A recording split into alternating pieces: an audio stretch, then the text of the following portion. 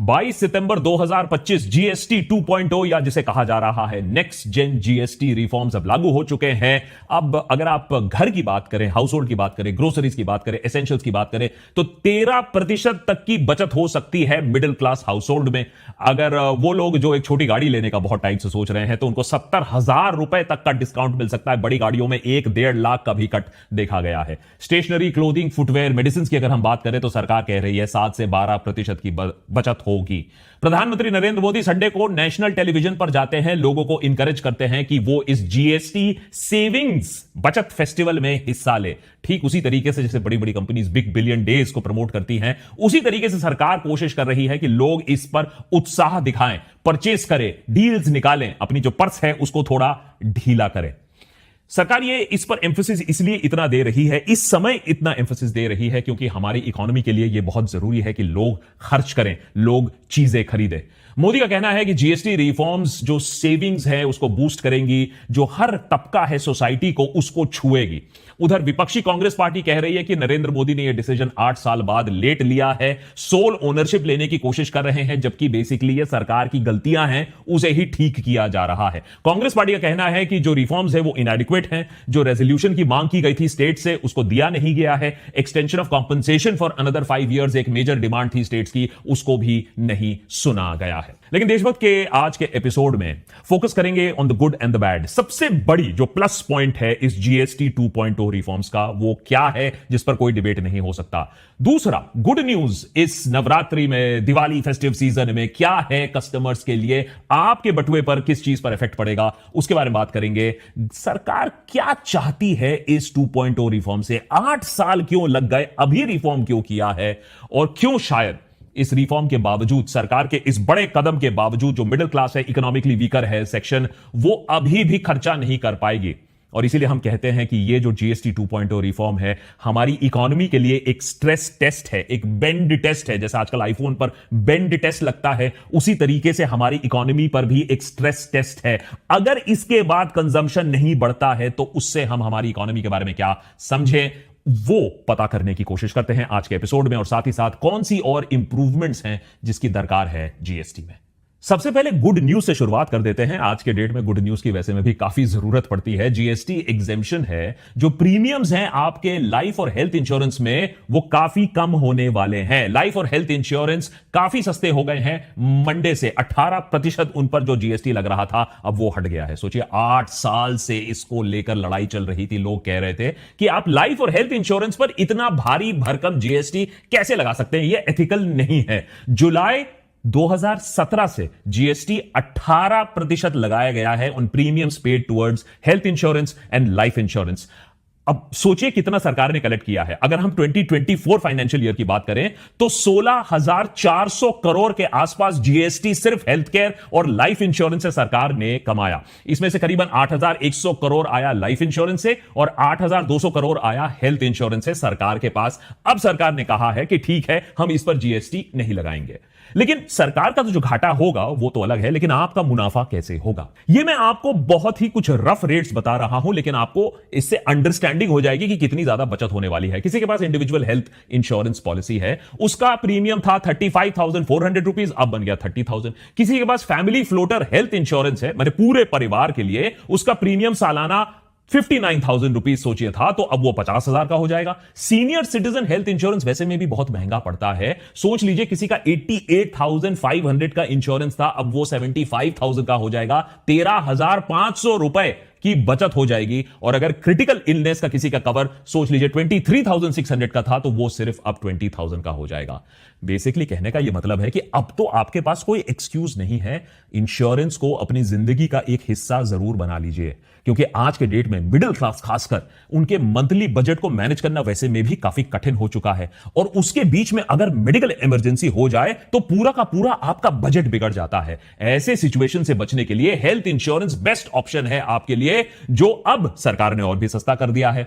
आप दो जरूरी इंश्योरेंस तो जरूर कंसिडर करिए, health insurance and term insurance. इसको लेकर आप अपने आप को, अपने परिवार के भविष्य को सुरक्षित कर सकते हैं। हेल्थ इंश्योरेंस लेने पर अगर कल को कोई मेडिकल इमरजेंसी हो जाती है तो लाखों का खर्चा इंश्योरेंस कंपनी देगी। उसके मदद से आप वो कवर कर लेंगे। सिर्फ 500 से 600 रुपए प्रति माह प्रीमियम देकर लाखों रुपए का कवर आपके पास मिल जाएगा। उसके साथ आपको 30 मिनट क्लेम सपोर्ट और डेडिकेटेड रिलेशनशिप मैनेजर जैसी फैसिलिटीज भी आपको मिल जाती हैं। और साथ ही साथ टर्म इंश्योरेंस लेना भी जरूरी है, जो लाइफ इंश्योरेंस का प्योरेस्ट फॉर्म होता है।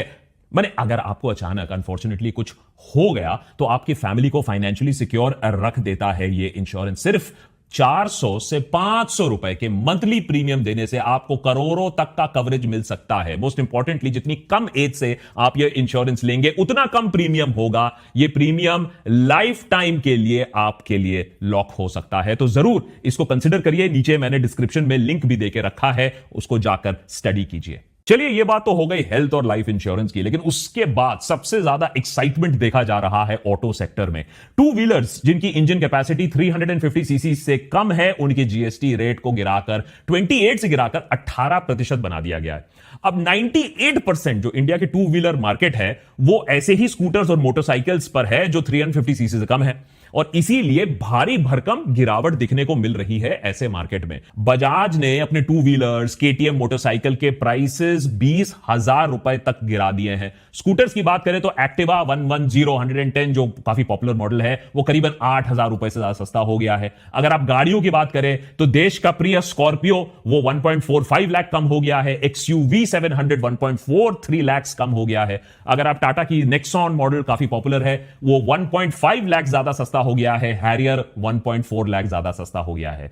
Hyundai वेन्यू आपको 1.2 लाख सस्ता मिलेगा। देश का प्रेम क्रेटा आपको करीबन 70,000 के आसपास ज्यादा सस्ता मिलेगा। सुजुकी की जिमनी 1.1 लाख ज्यादा सस्ता और इन्विक्टो 2.25 लाख रुपीस ज्यादा सस्ता। दिल्ली में तो काफी इस बात पर सेलिब्रेशन हो रहा है, खुशी की लहर दौड़ चुकी है, क्योंकि फॉर्च्यूनर 3.5 लाख रुपीस तक और सस्ता मिलने वाला है लोगों के लिए। तो अब दिल्ली में फॉर्च्यूनर की बाढ़ आने वाली है लग रहा है। होम अप्लायंसेस की और इलेक्ट्रॉनिक्स की बात करें तो एयर कंडीशनर्स आप एक्सपेक्ट कर सकते हो करीबन 2,800 से लेकर 6,000 रुपए तक का छूट मिलेगा, डिस्काउंट मिलेगा अब आपको ऑन स्प्लिट एसीज। वहीं डिश वॉशर्स में भी 8,000 रुपए तक का कट देखा गया है। अगर टेलीविजन की बात करें जिससे आप देशभक्त को भी बड़े स्क्रीन पर देख सके तो फिर एंट्री लेवल 43 इंच मॉडल्स में 2,500 टू 5,000 रुपए का ड्रॉप देखा गया है। मिड रेंज जो कहा जाता है 55 टू 65 इंच जो बड़े टीवी स्क्रीन पैनल्स होते हैं उस पर 3,400 से लेकर 20,000, और जो प्रीमियम टीवी सेट्स होते हैं माने 100 इंच वाले बड़े मैसिव,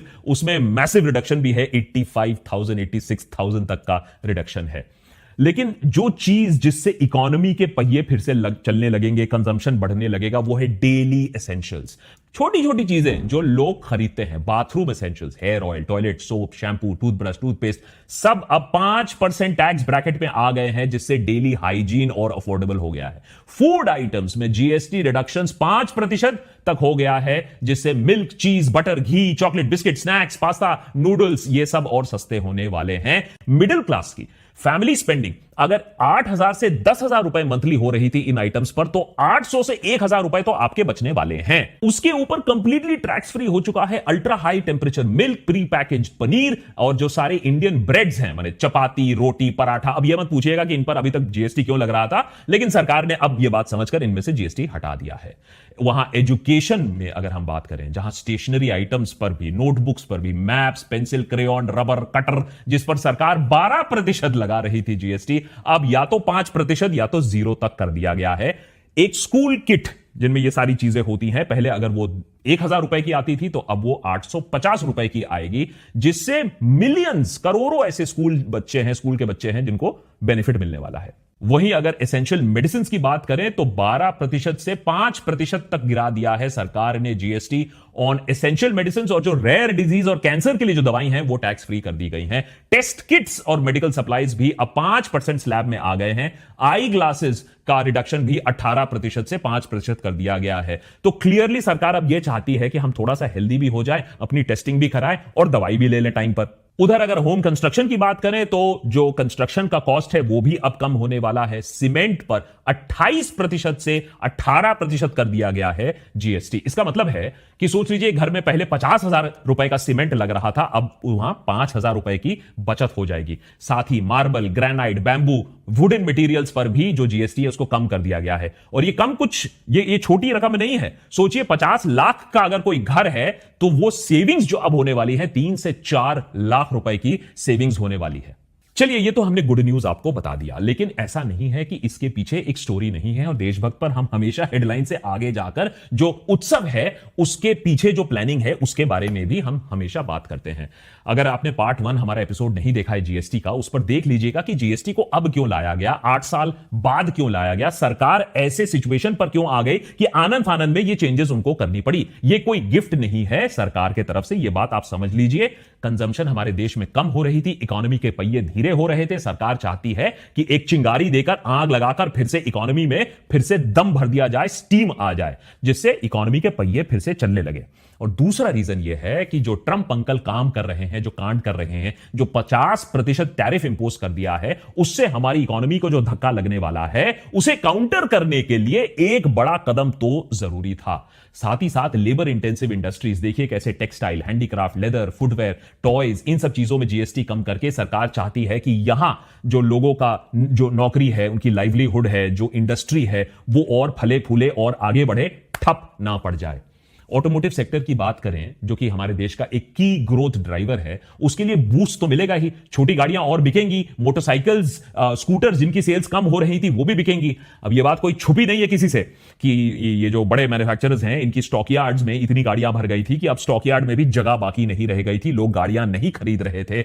इसीलिए इसको आगे बढ़ाने के लिए, पुश देने के लिए, लोगों को इंकरेज करने के लिए यह किया गया है।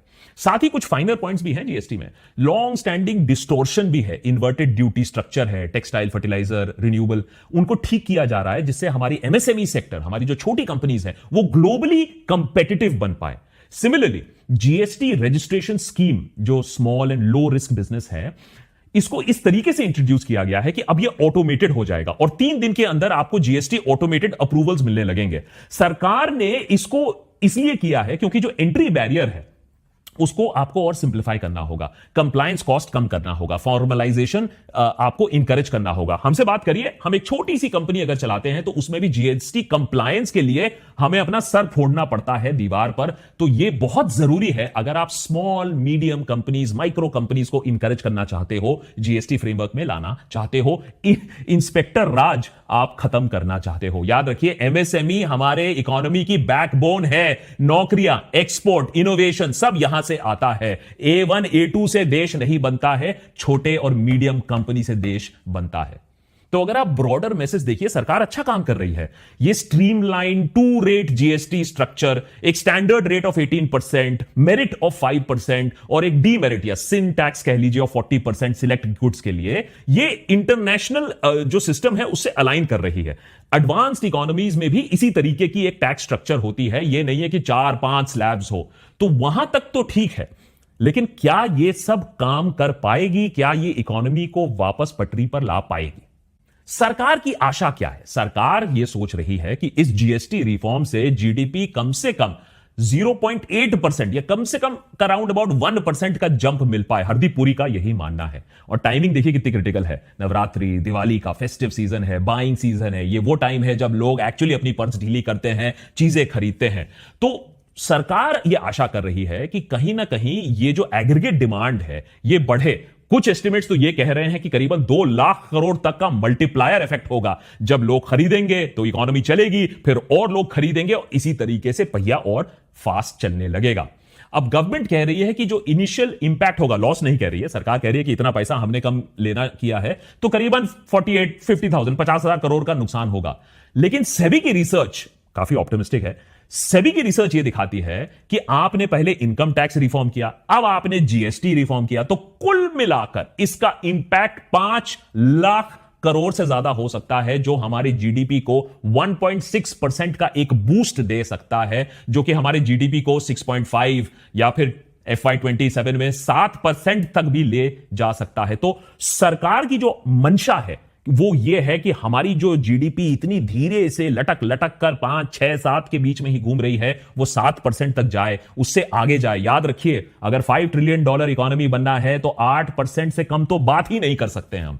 लेकिन आशा एक तरफ है और तथ्य दूसरी तरफ है, और देशभक्त पर हम फैक्ट्स की बात तो हम अवॉइड नहीं कर सकते हैं। आपने जीएसटी तो कम कर दिया, लेकिन वो घर कैसे खर्च करेगा जिसके पास पैसे है ही नहीं? मिडिल क्लास टैक्स कट नहीं देख रहा है। आज जो सैलरीड मिडिल क्लास है वो ये कह रहा है कि भैया मुझे क्रेडिट रिलीफ दो, मैंने कर्जा लिया है उसको माफ करवाओ। या फिर मिडिल क्लास बोल रहा है मुझे इनकम रिलीफ दो, मेरे पैसे बढ़वाओ जो बढ़ ही नहीं रहे, मेरी तनख्वाह तो अटकी पड़ी हुई है। अगर आप पिछले एक दशक की बात करें, पर्सनल लोन्स की अगर आप बात करें, तो CAGR 17% पर्सनल लोन्स बढ़े हैं हमारे देश में। 61 लाख करोड़ का तो लोन चल रहा है आज, लोन राज चल रहा है हमारे देश में। लोन्स का रेट जो सैलरी ग्रोथ का रेट है उससे ज्यादा है। अगर आप कॉर्पोरेट इंडिया की वेज बिल की बात करें, मैं तो अनऑर्गेनाइज सेक्टर की बात ही नहीं कर रहा हूं, मैं ऑर्गेनाइज सेक्टर की बात कर रहा हूं। बेसिकली आप सारी सैलरीज ले लीजिए, कंबाइंड ले लीजिए, हाँ, BSE NSE 500 कंपनीज ले लीजिए, 10% बढ़ा है सैलरी, 10%। बेसिकली हर बंदा लोन कैटेगरी में आ रहा है। मिडिल क्लास कंज्यूमर चीजें लोन पर उठा रहा है और उसकी लायबिलिटीज बढ़ी जा रही है। उसको समझ में नहीं आ रहा है कि वो किस टिकिंग टाइम बॉम्ब में बैठा हुआ है। क्रेडिट कार्ड का हम एक सेगमेंट उठा लेते हैं। आउटस्टैंडिंग क्रेडिट बैलेंस कितना है? 25% एनुअली ग्रो कर रहा है और कंज्यूमर्स रुक नहीं रहे हैं। क्रेडिट कार्ड के ऊपर से ATM से पैसा भी निकाल रहे हैं, वो पैसा जिसका इंटरेस्ट रेट 39% से 49% एनुअली बैठता है। करंट आउटस्टैंडिंग अगर हम क्रेडिट कार्ड की बात करें, परचेजेस, कैश विड्रॉल की अगर हम बात करें, तो करीबन 3 लाख करोड़ का है। अगर हमारे देश में 111 मिलियन क्रेडिट कार्ड यूजर्स हैं, तो उसमें से 25-26% रिवॉल्वर्स हैं। वो लोग जो सिर्फ एक मिनिमम अमाउंट ड्यू पे करते हैं और बाकी का इंटरेस्ट पर चढ़ता है। और भी बड़ी बात बताता हूं, सोना एक हेज अगेंस्ट इन्फ्लेशन है, एक हार्ड एसेट है कि जो क्राइसिस के समय इस्तेमाल किया जा सके। अब हम उसे भी प्लेज कर रहे हैं, बहुत तेजी से प्लेज कर रहे हैं। 8 साल में गोल्ड लोन्स की अगर हम बात करें, 25,000 करोड़ से बढ़कर 2.94 लाख करोड़ तक पहुंच गया है। CAGR अगर हम बात करें इंक्रीज की, तो 42.3% पर है। इनफैक्ट इंडियन मिडिल क्लास इसे लीवरेज कर रहा है एसेट्स खरीदने के लिए, लायबिलिटी करने के लिए। यह खुद दिखाता है कि जो एक क्राइसिस में एक सोना जिसे हम लास्ट में बेच पाते, अब हम उसे इस्तेमाल कर रहे हैं ऐसी रोजमर्रा की चीजें खरीदने के लिए। और अगर आप ब्लूम वेंचर्स की एक रीसेंट रिपोर्ट देखें, तो वो साफ साफ कहती है कि 100 करोड़ तो ऐसे भारतवासी हैं जिनके पास कोई पैसा ही नहीं है स्पेंड करने के लिए। आप जितना भी पैसा रेट कम करना है कर दो। सिर्फ 13 से 14 करोड़ इंडियंस हैं जिनके पास कोई भी कंज्यूमिंग एबिलिटी है, रोजमर्रा की चीजें छोड़कर कुछ डिस्पोजेबल इनकम है। बाकी 1 बिलियन 100 करोड़ लोगों के पास, इंडियंस के पास, आप जितना भी आप जीएसटी 0 कर दो तब भी वो चीजें खरीद नहीं पाएंगे, क्योंकि डिस्क्रिशनरी एक्सपेंस करने के लिए उनके पास पैसे ही नहीं है। 70% पर्सनल लोन्स जो आज के डेट में हैं, वो 25,000 रुपीज से कम है, और उनमें डिलिंक्वेंसी लेवल, लोन ना चुकता करने की जो परसेंटेज है, वो 7-8% है। यह बहुत ही अलार्मिंग है कि लोग लोन ले रहे हैं दूसरा लोन चुकता करने के लिए, या लोन वापस ही नहीं दे रहे हैं। तो जीएसटी 2.0 इस सिचुएशन में सक्सेसफुल होगा। देखिए, थियोरेटिकली तो होना चाहिए, लेकिन रियलिटी यह है कि हम ये एक्सपेक्टेशन रख रहे हैं कि उस देश में जो EMI जगल कर रहा है, सोना बेच रहा है, क्रेडिट कार्ड का बिल नहीं पे कर रहा है और सोने के अगेंस्ट बोरो कर रहा है, उसके पास खर्च करने के लिए आज के डेट में पैसे हैं नहीं। ये टैक्स कट उन इकोनॉमीज में काम आता जब लोगों के पास डिस्पोजेबल इनकम होता, लेकिन आज इंडिया में वो चीज है नहीं। हम ऑलरेडी एक डेट बॉम्ब में बैठे हुए हैं, और इसीलिए मैं कह रहा हूं जीएसटी 2.0 एक स्ट्रेस टेस्ट है। आपने सैलरी में, आपने इनकम टैक्स में टिंकरिंग किया, आपने जीएसटी स्लैब्स कम किए, अच्छी बात है। 8 साल लेट किया, लेकिन किया। लेकिन अब अगर इस सिचुएशन में, इतने अच्छे फेस्टिव टाइम पर अगर इकोनॉमी इसमें बूस्ट नहीं दिखाती है, तब आप समझ पाओगे कि हमारे देश में जो इकोनॉमिक स्ट्रेस है वो कितनी ज्यादा है।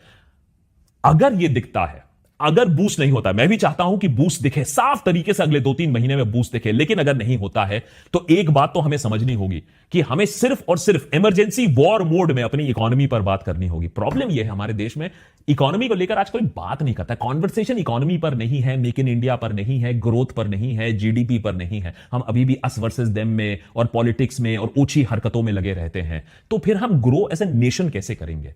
तो जीएसटी 2.0 बहुत अच्छा चीज है, 8 साल बाद आया, लेकिन आया। अब यह टेस्ट करेगा कि हमारी इकोनॉमी की सिचुएशन कैसी है, हम कितने पानी में हैं। बाय द वे, जो भी जितने भी पानी में हो, जैसा मैंने बोला कि एक चीज तो अच्छा हुआ कि भाई इंश्योरेंस के रेट्स कम हो गए हैं, तो अपनी फाइनेंशियल हाइजीन में जरूर इंश्योरेंस लेना मत भूलिएगा, क्योंकि आपका और आपके परिवार की जो फ्यूचर की फाइनेंशियल सिक्योरिटी है, स्टेबिलिटी है, वो आप ही की जिम्मेदारी है। डिस्क्रिप्शन में मैंने एक लिंक दिया हुआ है, आप खुद जाइए, ट्रस्टेड कंपनीज को कंपेयर करिए, देखिए आपको क्या बेस्ट प्लान मिल रहा है। ऑनलाइन परचेज करेंगे तो और भी 15 से 25% का आपको डिस्काउंट एक्स्ट्रा मिलेगा। सो एटलीस्ट इस चीज का तो फायदा उठाइए, और उसके बाद जाइएगा इंटरनेट पर डील ढूंढने के लिए कि कौन सा टीवी, फ्रिज, गाड़ी वो खरीदनी है आपको।